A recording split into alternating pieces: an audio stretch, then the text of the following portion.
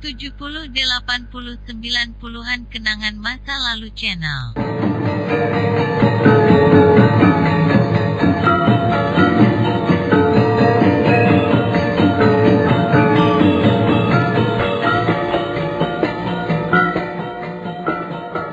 Dalam seri ke-259 ini, didukung oleh para pemain, Benny Indrahadi sebagai Sipi, Edi Johan sebagai Ike Mese, Heri Stiono sebagai Dias Sang Ramawijaya, Rudi Setiawan sebagai Yungpo, Masono sebagai Wira Raja, Nusri Nurdin sebagai Lembu Sora, Rusli sebagai Rangga Lawe, dan Asdi Suhastra pembawa cerita. Selamat menikmati.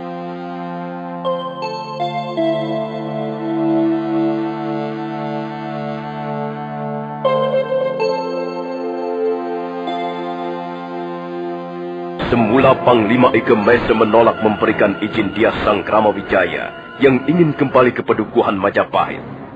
Tapi setelah mendengarkan penjelasan dan alasan Dias Sang Ramawijaya, pimpinan pasukan Tartar itu akhirnya mengerti. Dias Sang Ramawijaya lalu menemui Lembu Sora dan Rangga Lawe untuk diajak serta mempersiapkan perbekalan di jalan.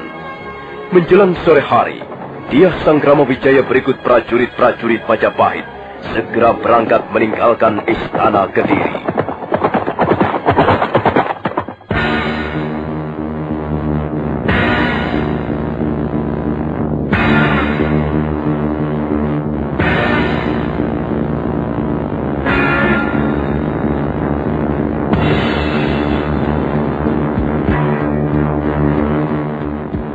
Belum terlalu lama rombongan Dias Sang Ramawijaya meninggalkan pintu gerbang Istana Kediri yang rusak berat akibat peperangan. Nampak Panglima Sipi berkuda menuju Balai Paseban Agung. Setelah melompat dari punggung kudanya, Panglima Sipi buru-buru menemui Panglima Ike Mese. Panglima Ike Mese. Iya. Saya melihat Tuan Sang Ramawijaya beserta pasukan Majapahit meninggalkan Istana Kediri. Mengapa mereka pergi begitu saja, Panglima Ike Mese? Apakah mereka sudah memperoleh izin dari Panglima? Sudah, Panglima Sipi. Saya sudah memberi izin mereka. Mereka bermaksud kembali ke Majapahit. Mengapa kau izinkan? Bukankah hal itu bisa berbahaya sekali? Bahaya? Bahaya apa, Panglima Sipi? Tuan Sang Ramawijaya hanya bermaksud menengok Pedukuhan Majapahit. Iya, tapi mereka bisa berbalik menyerang kepada kita, Panglima Ike Mese. Kita jangan terlalu percaya kepada Tuan Sang Ramawijaya.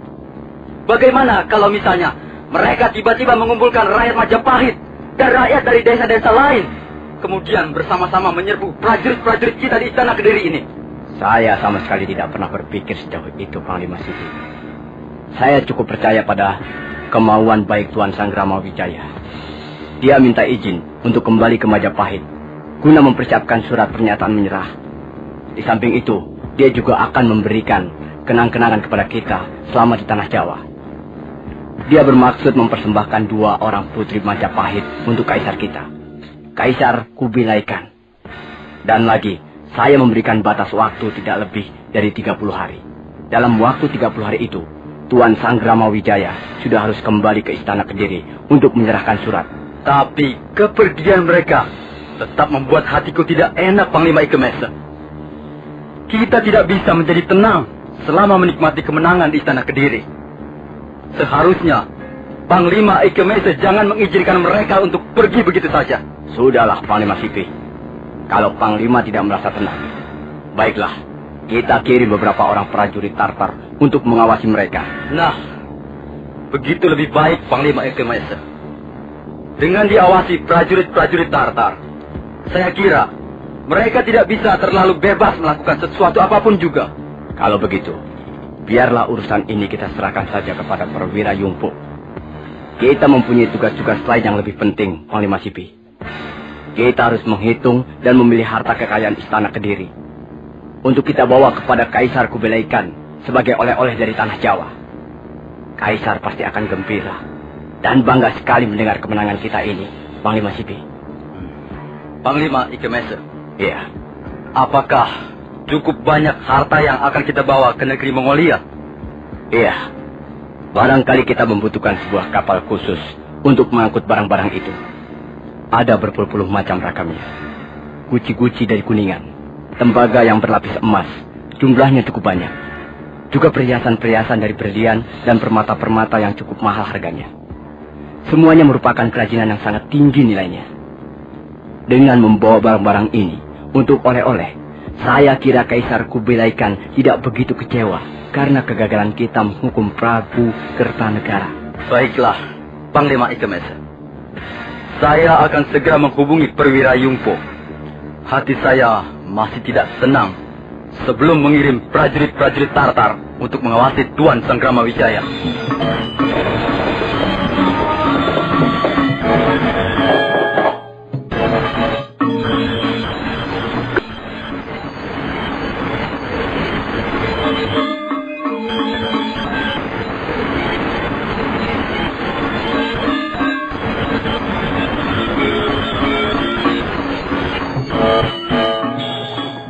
Sementara itu, Diah Sangramawijaya dengan pasukan Majapahitnya telah meninggalkan kota Kediri. Sekarang mereka sudah tiba di tepian anak sungai Brantas. Diah Sangramawijaya bermaksud istirahat sejenak. Beliau segera memerintahkan beberapa orang prajurit untuk mendirikan tenda. Waktu itu matahari sudah hampir tenggelam ke batas cakrawala. Sinarnya yang lemah dan kemerah-merahan membias di atas pucuk-pucuk pohon hutan tarik di kejauhan sana. Mendadak terdengar orang-orang berkuda yang semakin lama semakin dekat.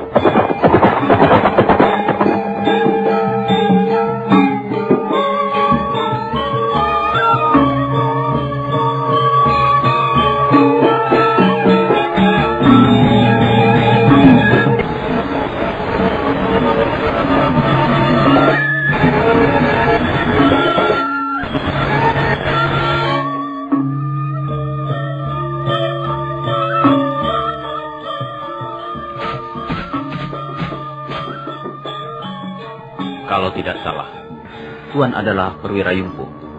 Benarkah demikian? Benar, Tuan Sangramawijaya. Saya adalah Perwira Yungpo. Saya datang untuk menyampaikan sepucuk surat dari Panglima Ike Mese. Terima kasih, Perwira Yungpo. Mana suratnya? Perwira Yungpo merogoh lipatan pakaiannya, kemudian mengeluarkan sepucuk surat yang diikat dengan pita berwarna merah. Diah Sangramawijaya segera membuka sampul surat. Tuan Sangramawijaya, maafkan karena saya tidak bisa mengantarkan keberangkatan Tuan menuju Pedukuhan Majapahit. Bukannya saya tidak menaruh perhatian kepada Tuan dan prajurit-prajurit Majapahit yang lain. Karena itu, saya mengirimkan Perwira Yungpo berikut 14 orang prajurit Tartar untuk menyertai perjalanan Tuan selama pergi ke Pedukuhan Majapahit. Nah, terimalah mereka sebagaimana sahabat-sahabat Tuan yang lain. Ike Mese, Panglima Tartar. Baiklah, Perwira Yungpo. Aku sudah membaca isi surat dari Panglima Ike Mese. Terima kasih. Tapi saat ini kami sedang istirahat. Barangkali kami akan bermalam di sini. Besok pagi baru kami akan meneruskan perjalanan ke Pedukuhan Majapahit. Terserah Tuan Sangramawijaya. Saya hanya mengemban tugas dari junjungan kami. Selanjutnya saya ditugaskan untuk menyertai perjalanan Tuan sampai Tuan kembali ke Istana Kediri. Baiklah. Kalau begitu silakan Tuan dan prajurit-prajurit yang lain istirahat. Silakan memilih sendiri tenda sebelah mana yang ingin Tuan pergunakan untuk istirahat malam ini. Terima kasih Tuan Sangramawijaya. Terima kasih atas sambutan Tuan yang hangat dan bersahabat ini.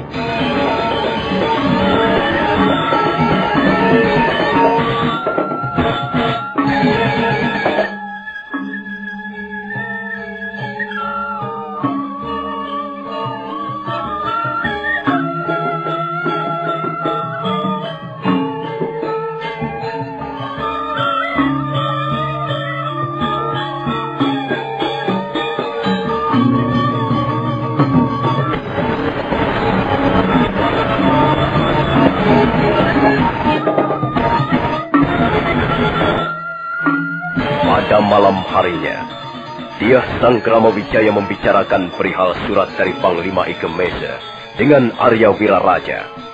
Mereka berbicara di tenda perkemahan Dia Sangkrama Wijaya yang terletak di tengah-tengah tenda-tenda yang lain.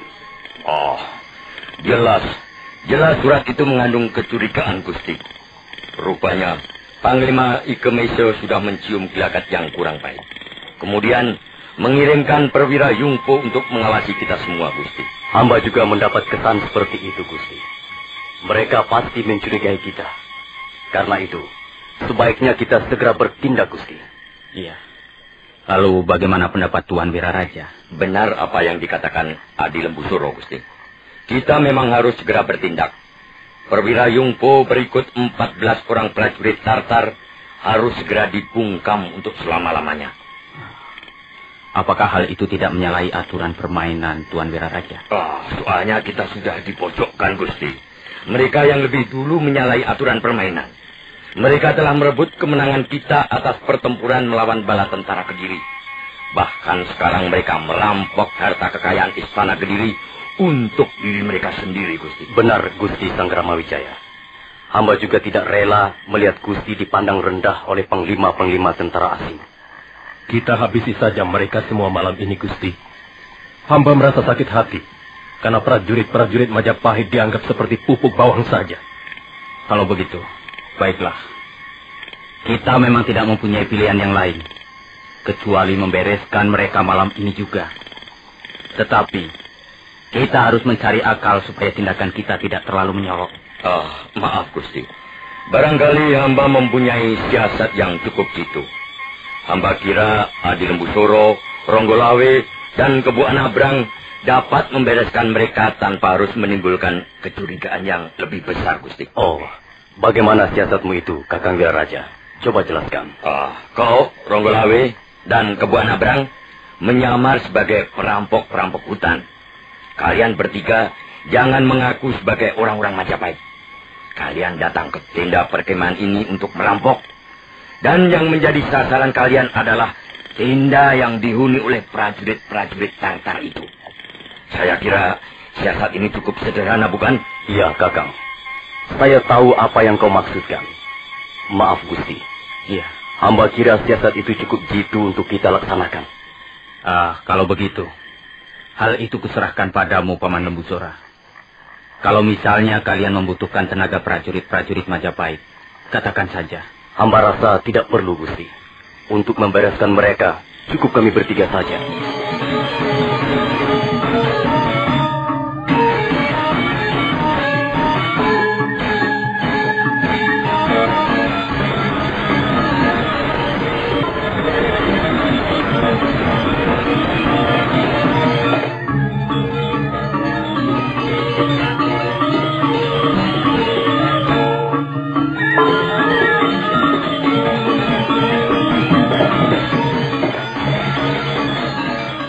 Malam mengalir perlahan-lahan. Kabut mengambang di atas permukaan Sungai Brantas. Nampak beberapa orang prajurit Majapahit berjaga-jaga di sekitar tenda perkemahan Dia Sangkrama Wijaya. Mendadak, di balik pohon-pohon liar, bermunculan 3 sosok tubuh manusia. Mereka melangkah mengendap-endap menuju tenda perkemahan prajurit-prajurit Tartar yang terletak di bagian paling ujung. Disitulah perwira Yungpo menginap bersama teman-temannya yang lain. 3 bayangan itu terus melangkah berhati-hati, bagaikan 3 ekor kucing hutan yang hendak menyergap mangsanya.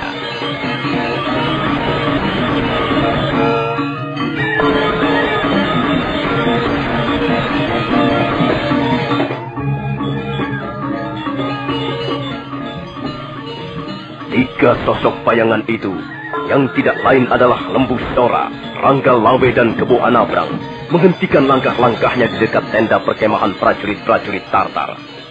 2 orang prajurit Tartar segera melihat kehadiran mereka, tapi pada saat yang hampir bersamaan, Lembusura menyerang mereka.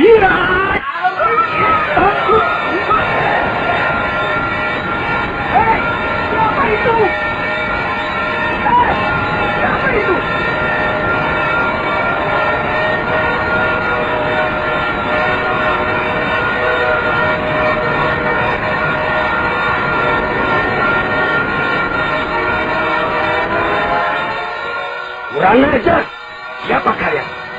Mengapa kalian membunuh orang-orang kami? Hei, kalau kau ingin tahu siapa kami, dengarlah baik-baik. Kami adalah 3 perampok yang menamakan diri kami kelompok Labang Ireng. Jadi kalian datang kemari untuk merampok kami? Iya, kami datang untuk merampok kalian. Cepat serahkan semua harta benda kalian. Kalau tidak, kalian pasti akan binasa di tangan Kelabang Ireng. Setan belang. Justru kalian akan binasa di tangan kami. Ayo cepat, royok mereka. Tangkap mereka. Aku ingin melihat seperti apa wajah perampok-perampok yang menamakan dirinya Kelabang Ireng.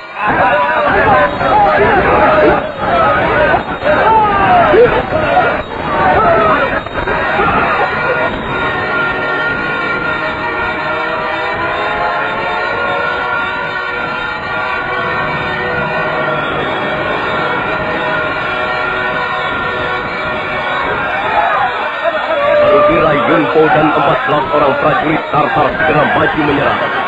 Lembu Sora berkelit ria. Pedangnya yang besar dan panjang berkelebat hujan. Sementara Rangga Lawe melayani serangan-serangan dengan tangan kosong. Namun begitu, dalam waktu yang tidak begitu lama, dia sudah dapat merobohkan 3 orang prajurit Tartar.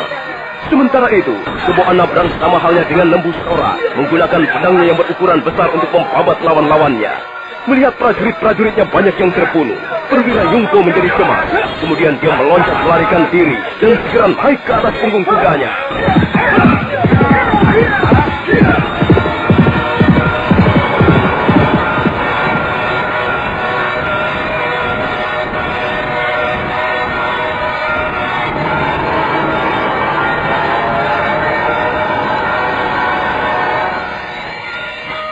Perwira Yungpo berhasil melarikan diri, Lawe.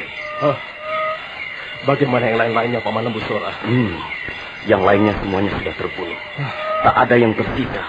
Semuanya berjumlah 14 orang. Oh begitu. Soal Perwira Yungpo itu, serahkan saja padaku, Paman Lembu Sora. Biar aku yang akan membereskan. Hati-hati, Lawe. Jangan biarkan perwira muda itu bisa melarikan diri sampai ke istana Kediri. Hal ini bisa membahayakan kita semua. Baik, Paman Lembu Sora. Selesai mengucapkan kata-katanya, Rangga Lawe segera melompat. Tubuhnya berkelebat ringan dan sosoknya segera lenyap di balik kegelapan malam.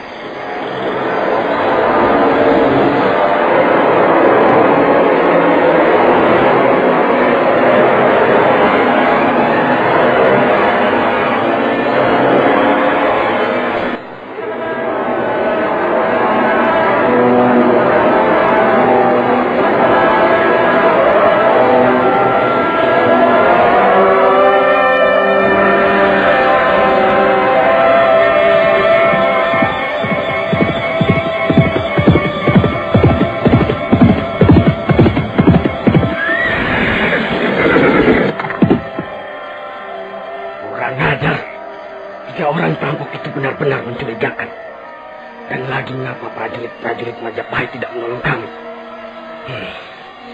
Siapa sebenarnya 3 orang perampok lihat itu? Jangan-jangan mereka juga orang-orang Majapahit yang bermaksud membokong kami. Aku harus segera melaporkan hal ini pada Panglima Ikemese.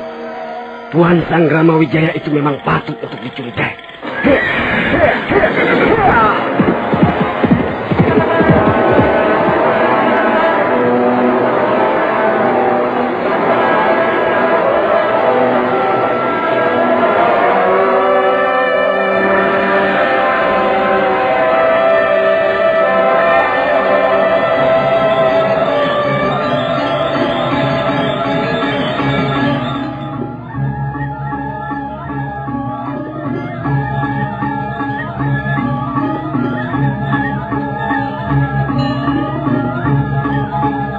Perwira Yungpo segera memacu kudanya di kegelapan malam. Beberapa kali dia terpaksa tersesat jalan. Dia memang belum memahami betul daerah di sekitar hutan tarik.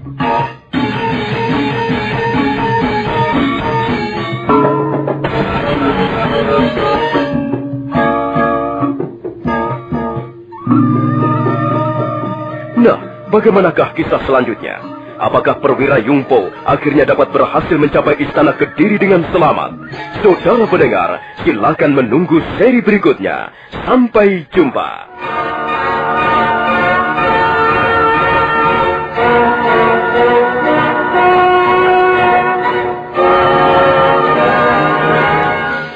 70, 80, 90-an kenangan masa lalu channel.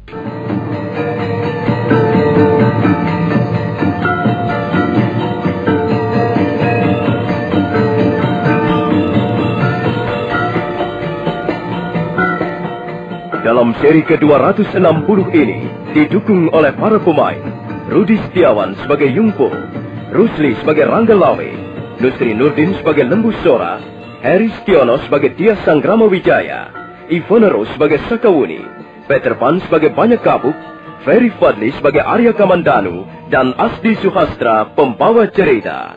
Selamat menikmati.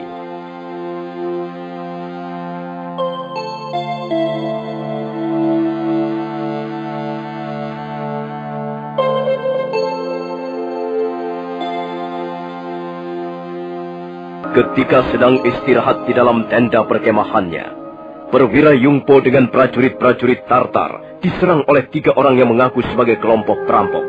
Terjadilah pertarungan sengit.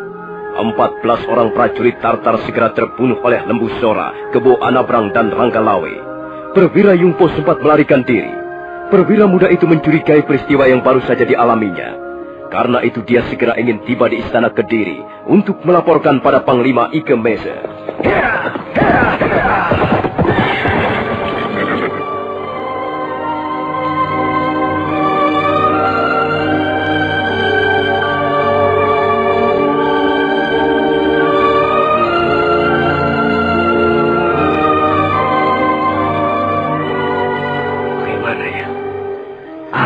Segera tiba di Kediri untuk melaporkan kecurigaanku kepada Panglima Ike Mese. Tapi sudah beberapa kali aku tersesat jalan. Jalan-jalan di sini memang sukar sekali dikenali. Banyak pohon-pohon besar yang membingungkan. Apalagi malam-malam seperti ini. Baiklah, sebaiknya aku kembali saja. Agaknya jalan ini merupakan jalan buntu yang tidak biasa dilewati orang. Perwira Yungpo segera memutar kudanya. Tapi mendadak perwira muda itu terkejut setengah mati begitu melihat tubuh seorang laki-laki tegap telah berdiri di hadapannya. Wajah laki-laki itu menggunakan cadar hitam.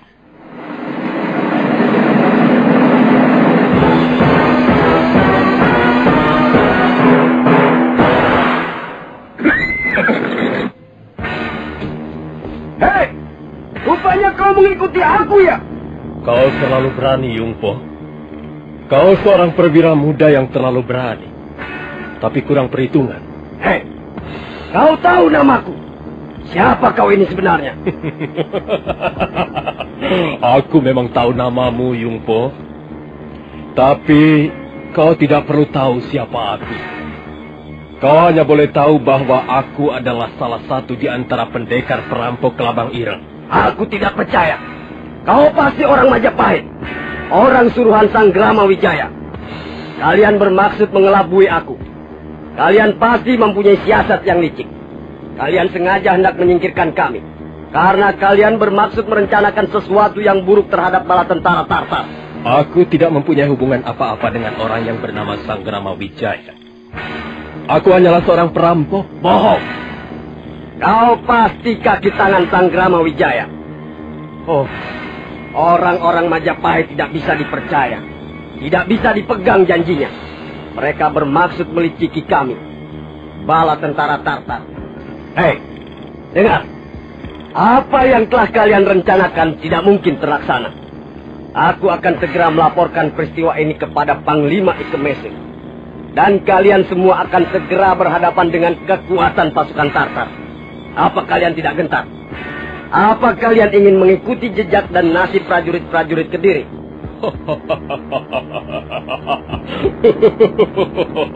Oh, kami tidak takut menghadapi pasukan Tartar. Kami bukan seperti prajurit-prajurit Kediri. Oh, jadi benar kau salah seorang prajurit Majapahit? Oh, aku prajurit Majapahit atau bukan? Apa urusan kau? Hah? Sekarang juga kau pasti akan binasa di tanganku. Kau tidak bakalan sampai di istana Kediri untuk melaporkan pada atasanmu. Nah, bersiaplah Yungpo. Sebab kau tidak akan pernah kembali ke negeri leluhurmu. Hiat, hiat, hiat, hiat. ajar. Kau benar-benar licik. Manusia busuk. Orang-orang Majapahit berjiwa busuk.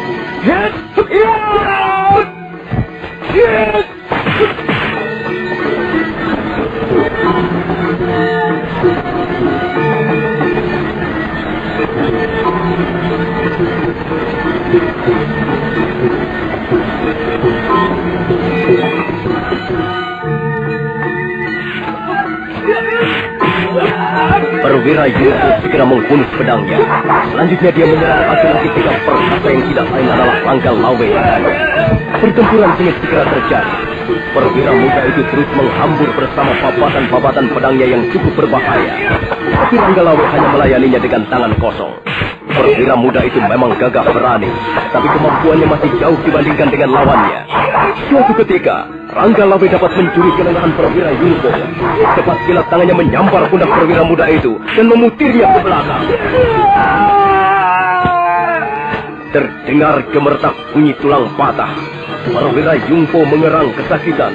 Rangga Lawe segera menyudahi pertarungan dengan sebuah tendangan di ulu hati lawannya.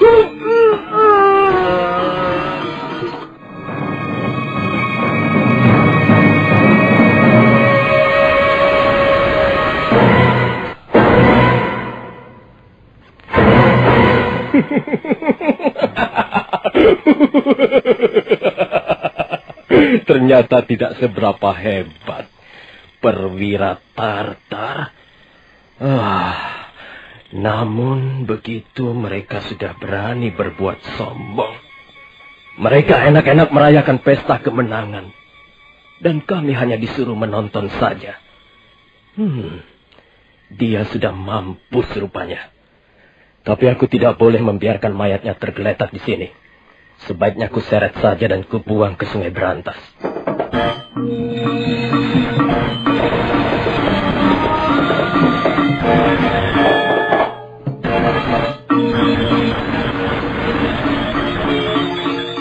Rangga Lawe segera menyeret tubuh perwira Yungpo yang sudah menjadi mayat.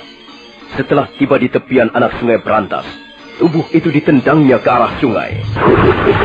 Dan setelah itu, Rangga Lawe bergegas kembali ke arah tenda perkemahan prajurit-prajurit Majapahit.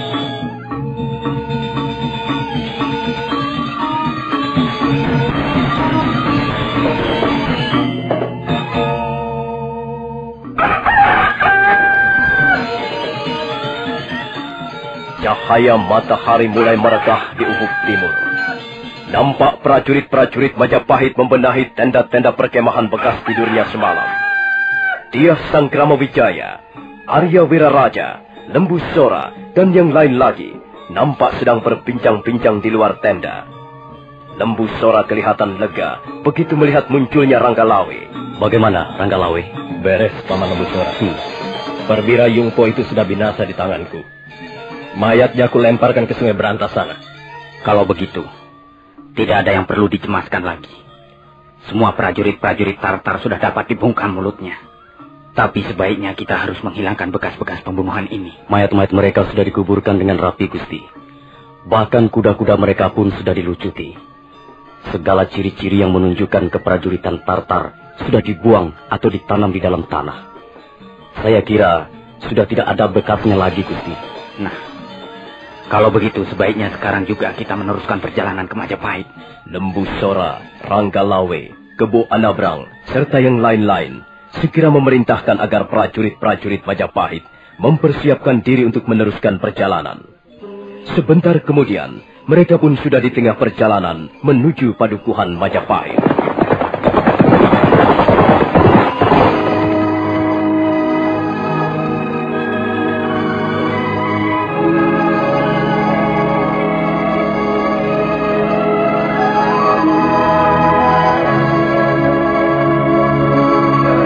Kita tinggalkan sejenak Dyah Sanggrama Wijaya dengan pasukannya yang ingin kembali ke padukuhan Majapahit. Sekarang marilah kita ikuti perjalanan Sakawuni yang tengah membawa ayahnya menuju Bukit Panampihan. Mereka terus berkuda ke arah timur. Menjelang sore hari, mereka tiba di kaki Gunung Kelut, tak jauh dari Candi Palah Panataran. Bagaimana keadaanmu, Ayah? Sudahlah, Budi. Kau tidak perlu mencemaskan ayahmu. Kulihat, kau sendiri sudah sangat lelah. Perjalanan kita masih cukup jauh, Ayah. Kalau misalnya Ayah Banyak Kapuk ingin istirahat, kita tidak perlu meneruskan perjalanan malam ini. Kita bisa istirahat di Candi Palah Panataran. Ayah? Ayah? Apa yang sedang Ayah lamunkan? Apa yang sedang Ayah pikirkan? Ayah? Sakabuni, aku sudah merasa cukup tua. Semenjak masih muda dulu, ayahmu ini selalu terlibat di dalam berbagai pertempuran besar. Sekarang aku merasakan tubuhku sudah semakin lemah. Hal itu karena kau sedang terluka, ya. Kalau Ayah nanti sudah sembuh kembali, Ayah pasti akan merasa kuat. Tapi sepertinya aku sudah cukup berjuang. Aku merasa sudah puas karena dapat mengikuti perjuangan dan cita-cita yang besar Gusti Sang Ramawijaya. Suatu ketika, Majapahit pasti akan berdiri dengan megah. Sebuah masyarakat baru akan segera terbentuk. Masyarakat yang lebih sehat, lebih manusiawi, dan lebih adil. Ya, kita semua percaya pada kebijaksanaan Gusti Sang Ramawijaya. Benar, Ayah Banyak Kapuk. Kebijaksanaan dan kearifan Gusti Sang Ramawijaya memang seharusnya kita jadikan pedoman untuk menempuh kehidupan bermasyarakat. Segala tingkah lakunya dan keputusan-keputusan beliau selalu mencerminkan keadilan dan kearifan yang besar. Alangkah bahagianya kalau misalnya aku dapat ikut menikmati kejayaan negeri yang bernama Majapahit. Pasti, Ayah. Itu sudah pasti. Ayah sudah cukup berjuang membangun pedukuhan Majapahit semenjak Majapahit masih merupakan hutan belantara.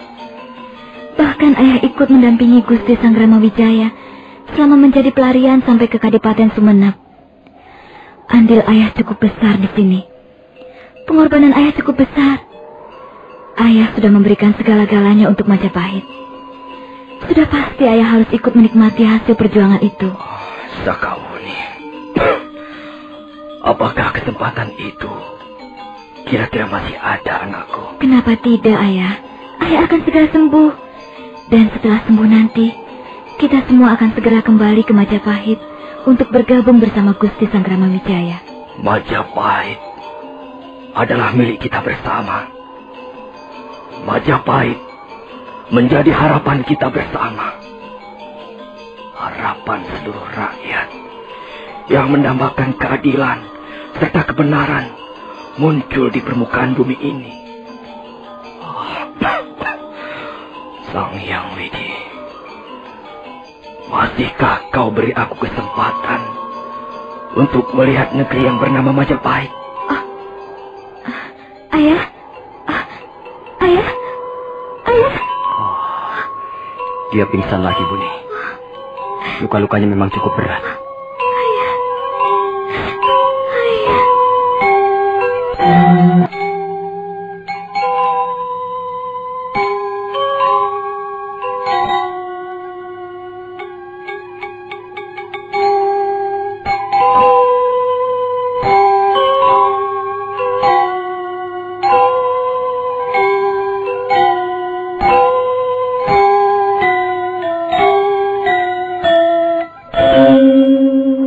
Banyak Kapuk pingsan untuk beberapa saat lamanya.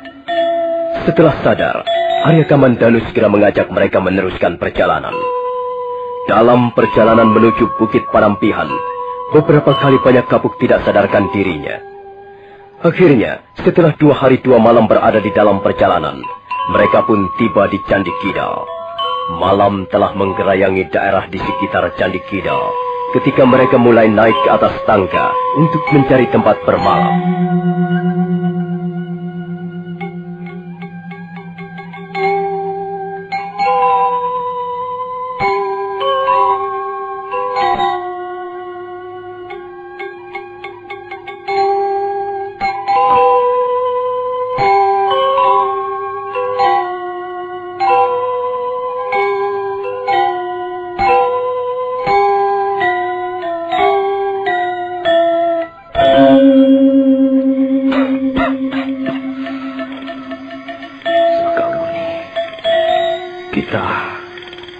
Kita sekarang berada di mana, Sakawuni?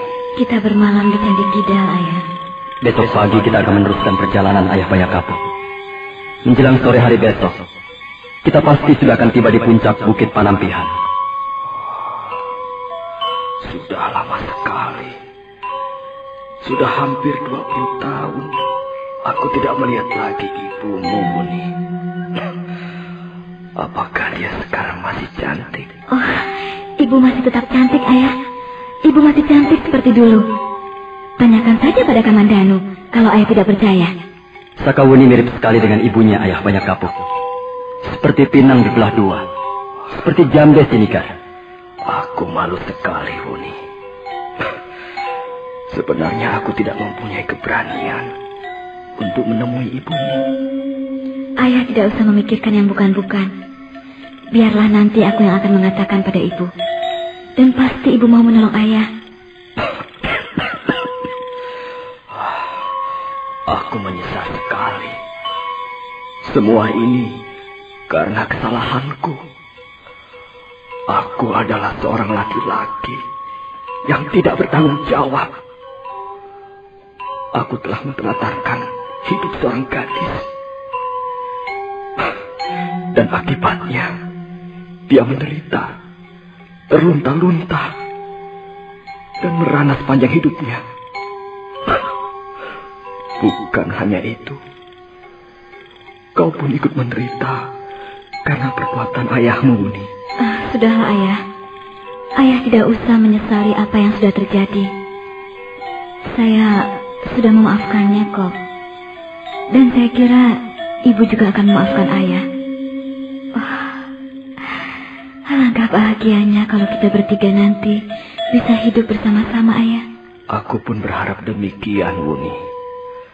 Kalau misalnya aku masih bisa disembuhkan nanti, aku bermaksud memboyong ibumu ke Majapahit. Ibu pasti mau, Ayah. Ibu pasti mau mengikuti Ayah ke Majapahit. Dan nanti kita bertiga akan tinggal di Majapahit. Dok. Iya. Apakah ibumu pernah menanyakan perihal diriku? Pernah, Ayah, pernah. Ibu pernah menanyakan perihal Ayah. Kau jangan berdusta padaku, ayahmu. Aku yakin ibumu tidak pernah menanyakan perihal ayahmu. Bukankah demikian? Sudahlah, Ayah. Lebih baik Ayah istirahat malam ini. Besok kita meneruskan perjalanan. Ayah harus banyak istirahat. Baiklah, Dok. Ayah akan istirahat. Kau pun harus istirahat. Kau juga, Kamandanu. Istirahatlah. Mudah-mudahan Sang Hyang Widi memberkati kita semua.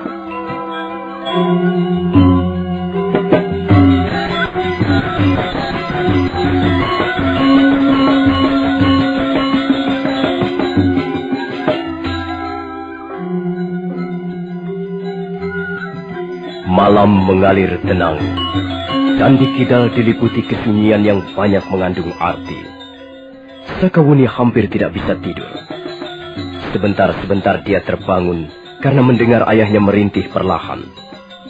Beberapa kali Banyak Kapuk terbatuk-batuk, dan batuknya selalu mengeluarkan darah kehitam-hitaman. Sakawuni melihat tubuh ayahnya nampak semakin lemah. Dia merasa khawatir. Apakah masih ada kesempatan untuk membawa ayahnya menemui ibunya di puncak Bukit Panampihan?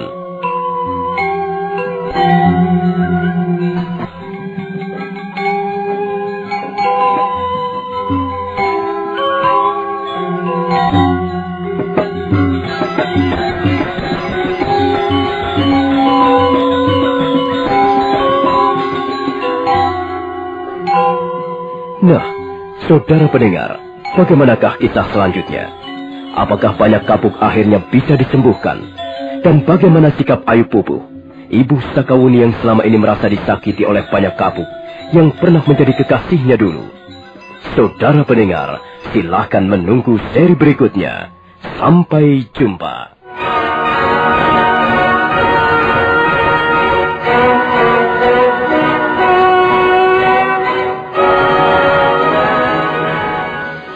70 80 90-an kenangan masa lalu channel.